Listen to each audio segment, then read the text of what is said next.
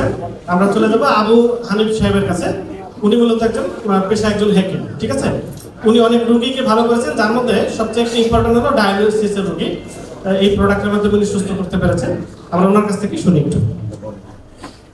আসসালামু আলাইকুম রহমতুল্লাহ।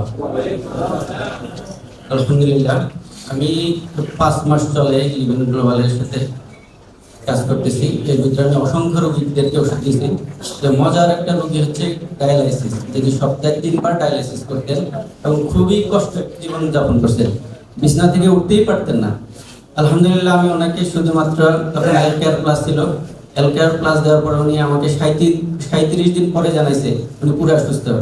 এবং এলাকা থেকে অনেকে আমাকে ফোন করে বলতেছে উনি হাঁটতেছে, বাজারে যাচ্ছে, কাজ করতেছে। আলহামদুলিল্লাহ, এখন 90 দিন চলতেছে ওনার।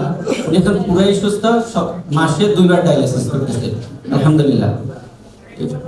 সপ্তাহে 3 বার, 2 থেকে 3 বার করতে হবে। মাসে 12 দিন, 13 দিনও করা লাগতো। আর বিছানা থেকে উঠতেই পারতো না। এখন নিজে স্বাভাবিক কাজ কাম করতেছে, মাসে 2 বার ডায়ালাইসিস করতেছে আলহামদুলিল্লাহ।